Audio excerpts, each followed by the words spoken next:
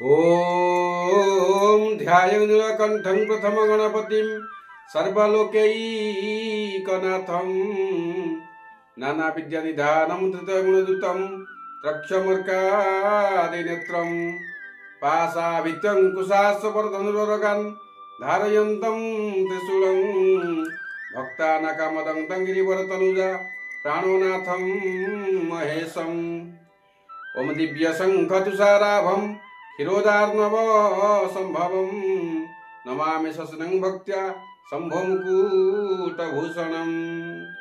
जय जगन्नाथ दर्शक बंधु, मु ज्योतिर्विद श्रीयुक्त मधुसूदन नायक आपण को माँ शारदा आस्ट्रो चैनल को स्वागत करुछि। प्रतिदिन भली आज दैनंदिन पंजिका 12टी राशि राशिफल एवं वास्तुविचार कार्यक्रम रही। तेबे दर्शक बंधु आसतु जानिबा सर्वप्रथम आज दिन संपर्क में।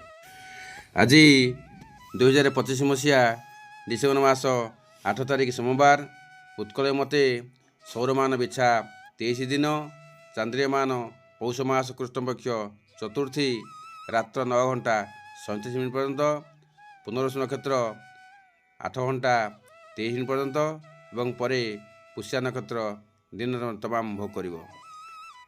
कर्कट राशि चंद्रमा संपूर्ण 60 अंद भोग कर। आज मिथुन राशि घातबार और कौन राशि घातचंद्र ना। आज मृत व्यक्तिर दिवा 8 घंटा 23 मिनट मध्य एक बाद पुष्करस फल हूँ वंशहानि। आपण मैंने होमाज शांति करी अन्न वस्त्र एवं ऊर्ध्वकांश आदि द्रव्य ब्राह्मण मान दान करूँ। आज निषेध खाद्य मूलक अर्थात मूला रात्र 8 घंटा 23 मिनट पर बिल्लु अर्थात बेल भोजन निषेध करूँ। आज शुभ बेला अमृत जोग सूर्य उदय दिवा 7 घंटा 47 मिनट पर्यंत, दिवा 9 घंटा 23 मिनट दिवा 10 घंटा 47 मिनट पर्यंत, रात्र 7 घंटा 28 मिनट रात 10 घंटा 40 मिनट पर्यंत, रात 1 घंटा 52 मिनट रात 2 घंटा 40 मिनट मध्य शुभ रही। तेज दर्शक बंधु आज दैनंदिन पंजिका पर रही 12टी राशि राशिफल। राशिफल प्रथम राशि मेष राशि। मेष राशि जन्म होता व्यक्ति विषय आज आप किसी लोक विरोध करें। आज आपन को भल कथा कहले आपणकर क्रोध वृद्धि हेब। निजको नियंत्रण रखा चेष्टा करूँ। माँ स्वास्थ्य को नहीं आपण चिंतित रे। कर्म क्षेत्र में विशृंखला हो पाए। दाम्पत्य मतभेद विद्यार्थी महिला माने कलह लिप्त रे। शुभ रही लाल, शुभ संख्या 9। आज आप हनुमान मंदिर बसी 9 थर 40 पाठ करूँ, शुभ फल मिल। परवर्ती राशि वृष राशि। वृष राशि जन्म होता व्यक्ति विषय आज आप परिश्रम फल पाइबे। संतान मान निजको गौरवान्वित मन करेंगे। सामाजिक सांगठनिक कार्य करेंगे, आपन को सम्मानित करें। वाणिज्य व्यवसाय क्षेत्र में आय उत्तम हो। दाम्पत्य क्षेत्र में प्रीति बुद्धि हो। विद्यार्थी महिला माने प्रशंसा मिल। शुभ रंग रही धला, शुभ संख्या 6। आज आप महालक्ष्मी को धला पद्म अर्पण करूँ, शुभ फल मिल। परवर्ती राशि मिथुन राशि।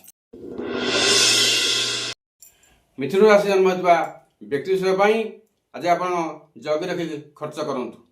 अर्थ हानि हो पारे। सरकारी चाकरी क्षेत्र में आशावादी हेबे। आपण हाथर एक भल कर्म चली। शिल्प वाणिज्य क्षेत्र में किसी दुष्ट लोक मानसिक चाप रे। दाम्पत्य सुखर वंचित रे।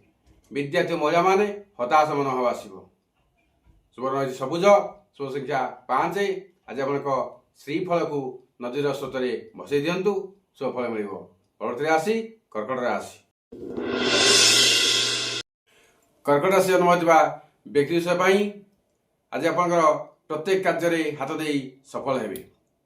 आज आपन को माँ लक्ष्मी आशीर्वाद मिल पारे। शिल्प वाणिज्य क्षेत्र में अभूतपूर्व धन लाभ हो। दाम्पत्य क्षेत्र में प्रीति वृद्धि हो। विद्यार्थी महिला माने दिनटी को बढ़िया ढंग से उपभोग करेंगे।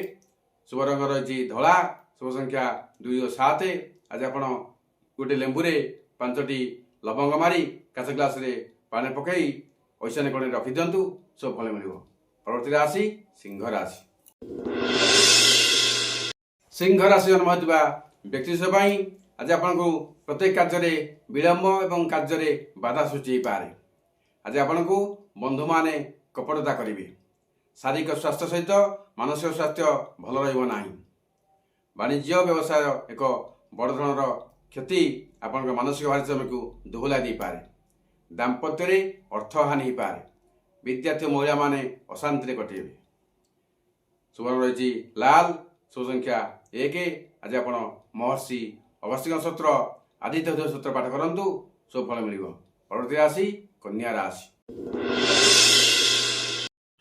କନ୍ୟା ରାଶି ଜନ୍ମ ହୋଇଥିବା ବ୍ୟକ୍ତି ବିଶେଷ ପାଇଁ ଆଜି ଆପଣଙ୍କୁ ସୁସମାଚାର ମିଳିପାରେ। ବିଦେଶ ଭ୍ରମଣ ଯିବା ପାଇଁ ଆପଣଙ୍କୁ ସୁଯୋଗ ଆସିବ। ଶିଳ୍ପ ବାଣିଜ୍ୟ କ୍ଷେତ୍ରରେ ଆଖି ଦୃଶିଆ ଲାଭ ହୋଇନପାରେ। ଦାମ୍ପତ୍ୟ କ୍ଷେତ୍ରରେ ସୁଖ ହାନି ଘଟିବ। ବିଦ୍ୟାର୍ଥୀ ଓ ମହିଳାମାନେ କର୍ମକ୍ଷେତ୍ରରେ ବ୍ୟସ୍ତ ରହିବେ। ଶୁଭ ରଙ୍ଗ ରହିଛି ସବୁଜ, ଶୁଭ ସଂଖ୍ୟା 5। ଆଜି ଆପଣ ମା ତ୍ରିପୁରା ଦେବୀଙ୍କ ଗାୟତ୍ରୀ ପାଠ କରନ୍ତୁ, ଶୁଭ ଫଳ ମିଳିବ। ପରବର୍ତ୍ତୀ ରାଶି ତୁଳା ରାଶି। ତୁଳା ରାଶି ଜନ୍ମ ହୋଇଥିବା ବ୍ୟକ୍ତି ବିଶେଷ ପାଇଁ ଆଜି ଆପଣଙ୍କୁ ପଦୋନ୍ନତି ହୋଇପାରେ। କର୍ମ ଚଞ୍ଚଳ ରହିବେ। ସ୍ୱାସ୍ଥ୍ୟ ପ୍ରତି ସଚେତନ ରୁହନ୍ତୁ। ବାଣିଜ୍ୟ ବ୍ୟବସାୟ କ୍ଷେତ୍ରରେ ଆୟ ବ୍ୟୟ ପ୍ରାୟ ସମାନ ରହିବ। ଦାମ୍ପତ୍ୟ କ୍ଷେତ୍ରରେ ମତଭେଦ ରହିପାରେ। ବିଦ୍ୟାର୍ଥୀ ମହିଳାମାନେ ଆନନ୍ଦ ରହିବେ। ଶୁଭ ରଙ୍ଗ ରହିଛି ଧଳା, ଶୁଭ ସଂଖ୍ୟା 6। ଆଜି ଆପଣ ମା ମହାଲକ୍ଷ୍ମୀଙ୍କ ଅଷ୍ଟକ ପାଠ କରନ୍ତୁ, ସବୁ ଫଳ ମିଳିବ। ପରବର୍ତ୍ତୀ ରାଶି ବିଛା ରାଶି। ବିଛା ରାଶି ଜନ୍ମ ହୋଇଥିବା ବ୍ୟକ୍ତି ବିଶେଷ ପାଇଁ ଆଜି ଆପଣଙ୍କର କର୍ମକ୍ଷେତ୍ରରେ ଅପଯଶ ପାଇବେ। ଆପଣଙ୍କ ଉପରେ ଗୁରୁଜନମାନେ ଅଶାନ୍ତି ରହିପାରନ୍ତି। ଆପଣ ସ୍ୱାସ୍ଥ୍ୟ ପ୍ରତି ଧ୍ୟାନ ଦିଅନ୍ତୁ। ଲିଭର ଜନିତ ସମସ୍ୟା ଦେଖାଦେଇପାରେ। ଦାମ୍ପତ୍ୟ କ୍ଷେତ୍ରରେ ଅଶାନ୍ତି ରହିବେ। ବିଦ୍ୟାର୍ଥୀ ମହିଳାମାନେ ଅନୁଶୋଚନା କରିପାରନ୍ତି। ଶୁଭ ରଙ୍ଗ ରହିଛି ଲାଲ, ଶୁଭ ସଂଖ୍ୟା 9। ଆଜି ଆପଣ ସୁନ୍ଦରାକାଣ୍ଡ ପାଠ କରନ୍ତୁ ଏବଂ ରାଶି ତେଲର ଏକ ଦୀପ ଲଗାଇ ଦିଅନ୍ତୁ, ଶୁଭ ଫଳ ମିଳିବ। ପରବର୍ତ୍ତୀ ରାଶି ଧନୁ ରାଶି। ଧନୁ ରାଶି ଜନ୍ମ ହୋଇଥିବା ବ୍ୟକ୍ତି ବିଶେଷ ପାଇଁ ଆଜି ଆପଣ ଜଗି ରଖି ଚଳନ୍ତୁ। ଆଘାତପ୍ରାପ୍ତ ପାଇପାରନ୍ତି। ଶାରୀରିକ ଅସୁସ୍ଥତା ଅନୁଭବ କରିବେ। ଥଣ୍ଡା କାଶ ଆଦି ରୋଗରେ ପୀଡ଼ିତ ହୋଇପାରନ୍ତି। ବ୍ୟବସାୟ ପ୍ରତି ଅନାଗ୍ରହ ପ୍ରକାଶ ପାଇବ। ଦାମ୍ପତ୍ୟ କ୍ଷେତ୍ରରେ ବିଶୃଙ୍ଖଳା ହୋଇପାରେ।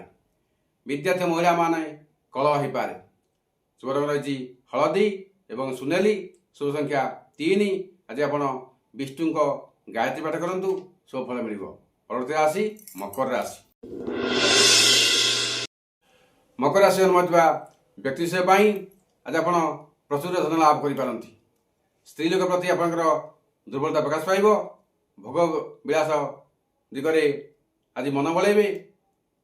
ବ୍ୟବସାୟ କ୍ଷେତ୍ରରେ ଅଧିକରୁ ଅଧିକ ଇନଭେଷ୍ଟ କରି ଲାଭବାନ ହେବେ। ଦାମ୍ପତ୍ୟରେ ନୂତନ ଅନୁଭୂତି ଅନୁଭବ କରିବେ।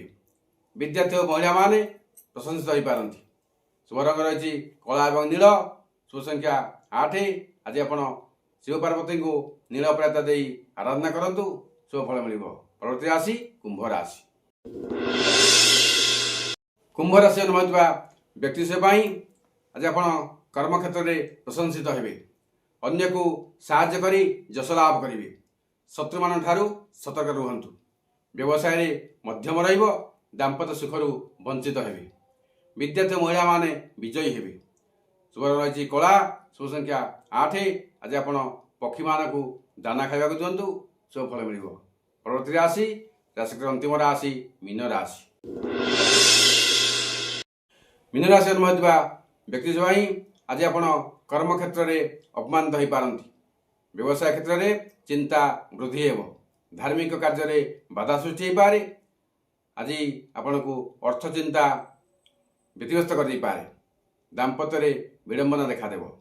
ବିଦ୍ୟାର୍ଥୀ ମହିଳାମାନେ ଆନନ୍ଦିତ ରହିବେ। ଶୁଭ ରହିଛି ହଳଦୀ, ଶୁଭ ସଂଖ୍ୟା 3 ଓ 7। ଆଜି ଆପଣ ଦେବୀ ମନ୍ଦିରରେ ହଳଦିଆ ବସ୍ତ୍ର ଦାନ କରନ୍ତୁ, ଶୁଭ ଫଳ ମିଳିବ। ତେବେ ଦର୍ଶକ ବନ୍ଧୁ, ଆଜିର ରାଶିଫଳ ପରେ ରହିଛି ବାସ୍ତୁ ବିଚାର କାର୍ଯ୍ୟକ୍ରମ। ତେବେ ଆସନ୍ତୁ ଜାଣିବା। ଆଜିର ବାସ୍ତୁ ବିଚାରରେ ଆମେ ଏକ ସୁନ୍ଦର ଟିପ୍ସ ରଖିଛେ, ଯାହାକି ଆପଣ ଘରେ ସନ୍ଧ୍ୟାବେଳେ କିଏ ଶୋଉଛନ୍ତି କି ଆପଣଙ୍କର ଟିଭିରେ କିମ୍ବା ମ୍ୟୁଜିକ୍ ସିଷ୍ଟମରେ एत बड़ आवाज रे आत्मगीत बजाउछन्ति कि तेबे आपण हेतु निवृत्त रुहतु संध्यारे एक पवित्र मंत्र लगांतु एवं संध्या समय झुणा हेउ गोकुल हेउ लोबान ये सब जिनस को झुणा दे लगे घर सारा बुले आणतु देखिए आपण खाली आर्थिक दिगरे उन्नति करें आपण मानसिक मध्य शांति पाइबे। तेबे दर्शक बंधु आज अध्याय विरत पूर्व आपण छुटिया अनुरोध आपण मो चैनल को लाइक शेयर कमेंट करंतु जो मैंने नुआ कर आसुँच से सब्सक्राइब करने को जमा भूलें पाख था बेल आइकन को प्रेस करंतु जहाँफल मुझे जो नुआ नुआ वीडियो अपलोड करी ता सर्वप्रथम आपण पाखे पहुँच पार। तेज दर्शक बंधु आपण दिनटी शुभमय हो मंगलमय हो। रहुची जय जगन्नाथ जय मां शारदा।